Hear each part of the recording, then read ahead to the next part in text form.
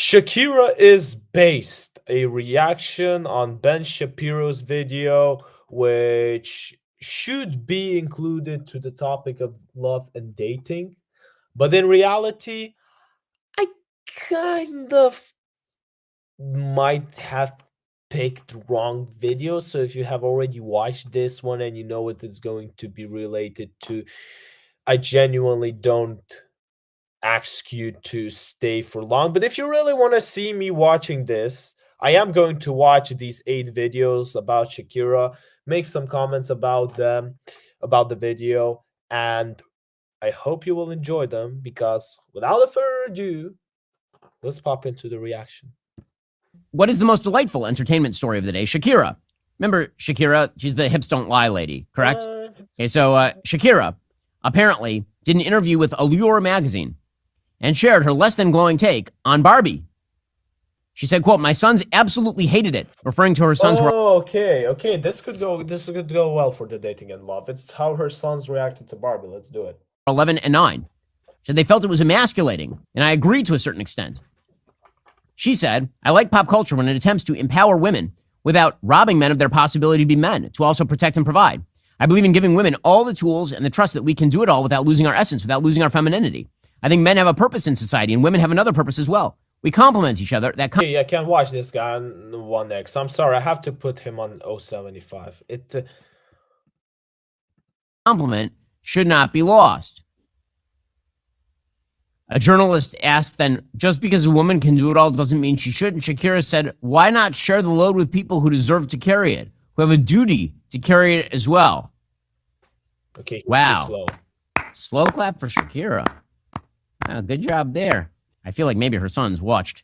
That is a slow clap. I literally had it on 075. I swear, I had it on 075 and he said slow clap. A particular 43-minute critique of the Barbie movie, in which many Barbie dolls were burned right at the beginning. I feel like maybe that happened. But enjoying the fact that Shakira is now receiving massive blowback, it's good to know that it wasn't just me. So Shakira also taking it on the chin for mentioning that Barbie is an emasculating movie that treats men as throwaway things that are completely useless in a civilized society. Oliver Stone has also received criticism. Now, I could make comments about the Barbie movie, but I won't because I genuinely haven't watched the movie. I listened to people's thoughts, I listened to the reviews, I listened to I'm Just Ken, and the melody is actually very good. I just redid that song. I can't comment actually on that song because I redid it into my own version, which I think sounds more masculine. But on the movie, well, it's hard for me to comment because then I'm gonna go against my principles. And I can't lie to you. I can't lie to you because no one would really find out about it. But I just can't. Criticism. He criticized Ryan Gosling for not focusing on more serious films. He said Ryan Gosling is wasting his time if he's doing that bleep for money. He said that in June of last year. Now, to be true, there is a movie with Ryan Gosling that is going to appear soon. And what I have to tell is that is basically most of the roles he does. Although he was good in 2049, which, hey, is actually a role, although he's dating a robot there.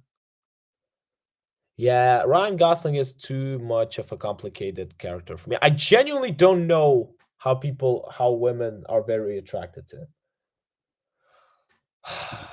But maybe because he's Ken. He shouldn't be part of this infantilization of Hollywood. Now it's all fancy, fancy, fantasy, including all the war pictures, fantasy, fantasy.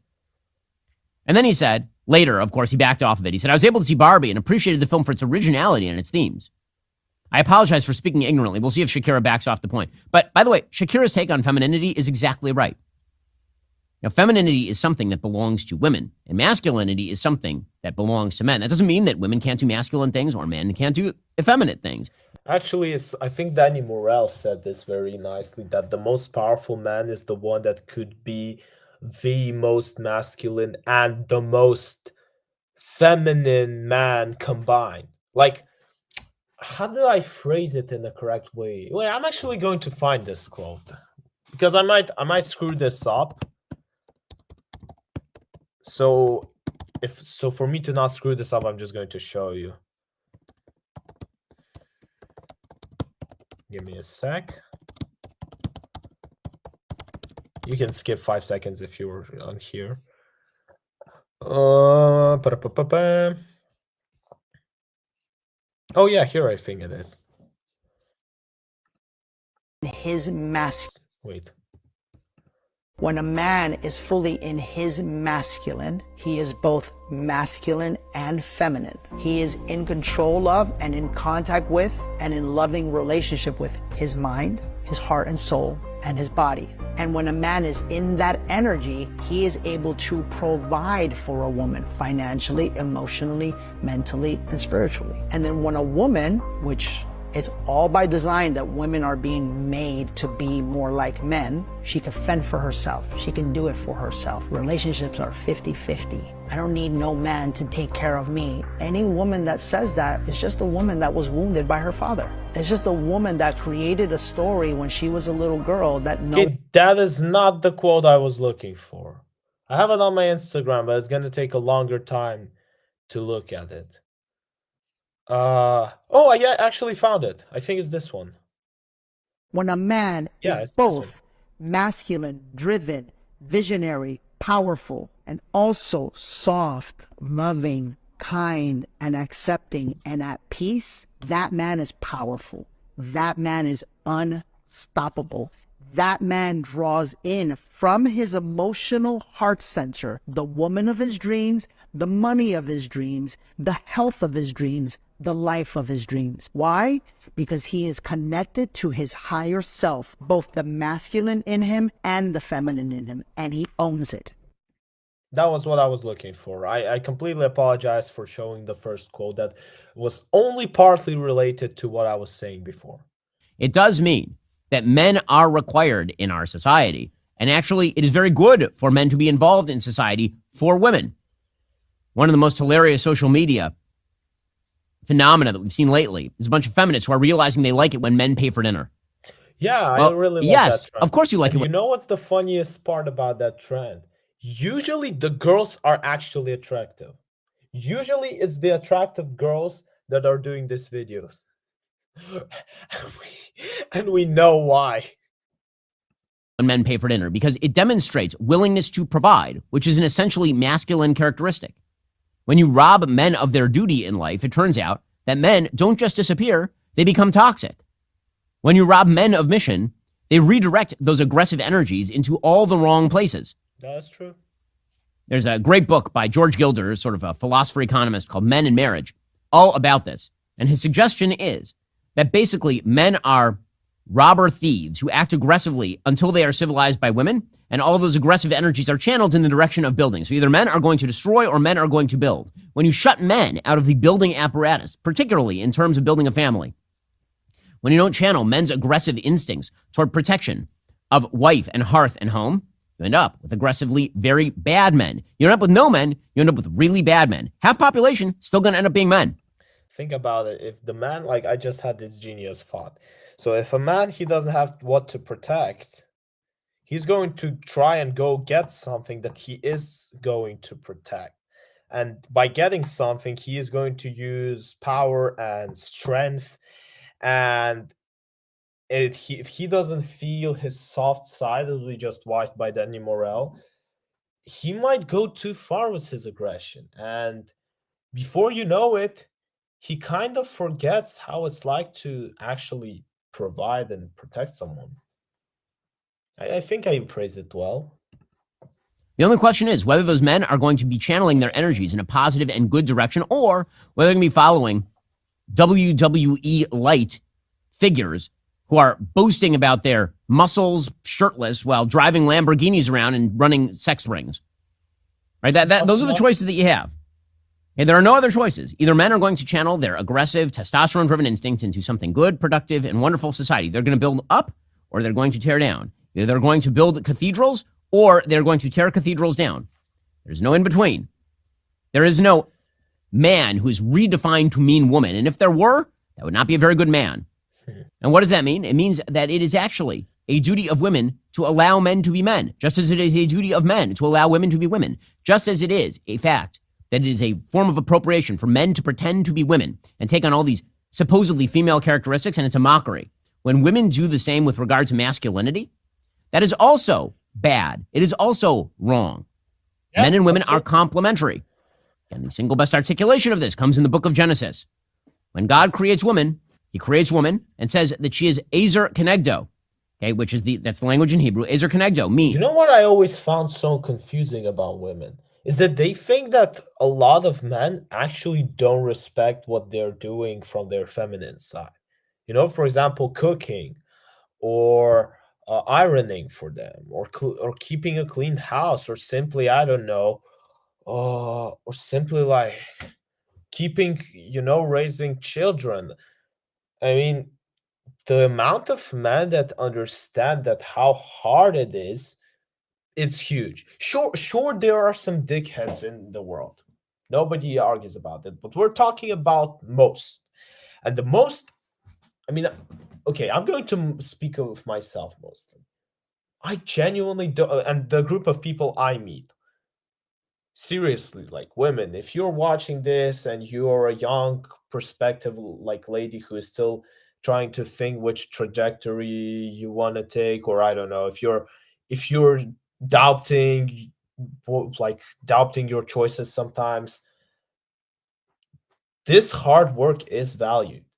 And it is, like, I don't know, like I will definitely compliment and thank for every meal that I will get from my woman, for every ironed shirt that I will see on my bed, because that is hard work. I tried ironing my own shirts a couple weeks ago. I hated it. I hated it, and I hated it. I just wish one day when I don't need to do this, that is good. Like, that is good. When someone is going to be willing to iron my shirts, when a woman's going to be willing to iron my shirts, that's when I will understand that she loves me. Like, I can do a lot of stuff, but not ironing shirts. Please don't make me iron my shirts. a helper Kenegdo against him. In other words, men and women are not meant to be perfectly equivalent. Men and women are meant to be complementary. They are meant to bounce off each other. They are meant to work in both cooperation and opposition to one another. And when you get rid of that dynamic, which is what Barbie seeks to do, the Barbie movie is all about how men and women actually be better off not really living together. Barbie doesn't need Ken. Ken's an idiot. And Ken shouldn't be dominating Barbie. And apparently, according to Greta Gerwig's theory of life, those are the two choices. The two choices are effectively either men are marginalized or men are aggressively predominant. But the reality is that it's the beauty of the relationship between man and women that creates civilization. And when you have a civilization like ours, to go back to the theme at the beginning of today's show, a civilization like ours that is built on anti-biblical principles, what you end up with is relationships falling apart, men who act like aggressive bandits, women who are completely unmoored from the thing that makes them women, which, by the way, does have to do with childbearing and rearing. And everyone is less happy. Everyone is less happy, which is why, again, we have the most prosperous and free society in the history of humanity, and we have extraordinarily high depression rates in the West. Not a shock. Because free and lost doesn't actually make you free. Like, I'm going to sound like some old man trying to teach you life, but the most free you're going to ever feel is in your heart. There's a reason why I told you that I haven't watched the Barbie movie, even though I could have slammed it based on the critics that I've heard. Honesty is the best way to live life because it makes you free from pretending to be someone, and you can actually be you. You can do whatever you want. And even if it's something weird, if it's something crazy, you never know, but at least you know that it's you, it's the real you. And I believe that finding freedom is actually in being real, because if you're trying to avoid something, or you're trying to pretend that you're someone you are not, well, then you are trapped. You are trapped either in a negative emotion that, okay, I'm going to hide it under this mask, so to say, or you're being trapped in simply in a big bowl that eventually is going to explode once you won't be able to feed up your lies, because lies are in order for a lie to exist, you need to fill it up 24/7. In order for the truth to exist, in order for reality to exist, it doesn't really need even you. And that's the beauty of life, that you can actually be in it and not overthink how to so to say avoid it. Think I should have formulated it better, but that's a good start. A cut flower cannot grow, suggesting that Easter was of secondary importance. Trans Day of Visibility was, of course, of primary importance. Pretty much all the members of the cabinet spoke on this, including the secretary. I have an amazing joke, an amazing story actually about this point of view for today. But first of all, it involves someone who I don't want to mention, because I don't know if they will agree for me to say this. And number two, I can't get canceled for it right now, and I'm not yet ready to say it. But eventually, sooner or later, it's going to pop in somewhere. Trust me, it's a hilarious story. Secretary of Education. It's very important that our Secretary of Education here in the United States speak to young Americans while wearing a Pride Progress flag pin. It is amazing how quickly all of the left-wing progressive memes make themselves absolute necessities in the Democratic Party. It really is amazing. I'm talking about the flag. Remember that time there was just a gay flag? Remember that? It was just a rainbow flag? And then, like 2 years ago, they started promoting the Pride Progress flag, which is this ugly triangle coming in, and it only had the trans colors. And then George Floyd died. And then they added the brown and the black. Well, now, by the way, there is a second triangle that's coming in from the other side. So a flanking maneuver by various intersectional identity groups. I only understood how that flag is designed, that the gay flag actually symbolizes something. I haven't even dived into the first triangle. Do I need though? Nah, I don't care. Pretty soon the rainbow is going to be completely crowded out. But celebrating Trans Day of Visibility was our Secretary of Education while speaking to small children. He's wearing this Pride Progress flag pin instead of an American flag pin. Because after all, these are the values of the West now, is the Pride Progress pin, not the American flag. To be fair, holy damn, what have you done to a nice rainbow? Is it, you know how this flag looks? It looks like someone is trying to destroy a beautiful rainbow. Rainbows are beautiful. Everyone loves rainbows. I don't know why, but for some reason, after a rain, when there's a rainbow, everyone just loves them. But okay, yeah, I thought that my screen freezed for a moment. But yeah, look, it's like this gray and brown thing. It's like sort of eating a nice flag. Why are you doing this, people? And also, I mean, I also wondered, what is the color for the representatives of the normal group? So if I'm not into all of this, what flag should I get? Oh yeah, I have a flag. It's my country's flag. I actually have it here, but no, I actually do have it here. Wait, where's my notebook? It's in my notebook, and my notebook is in my bag, and it's too far away. So let's just watch what this guy has to say. To the many transgender students across the country listening on this Trans Day of Visibility, we in the Biden-Harris administration want you to know that I'm curious, what does Trans Day of Visibility actually mean? Why couldn't you just call it Trans Day? Genuinely, I'm not even being sarcastic right now. What's the point of adding the visibility part? we see you, we support you, and we celebrate you. We also know it's not an easy time to be you. This is literally the easiest time to be you. You lying. You are lying. This is the easiest time to be them. Have you do these people even learn history? Oh no. Today, we at the Department of Education want you to know that your school, your community, and your country are better because you're a part of it.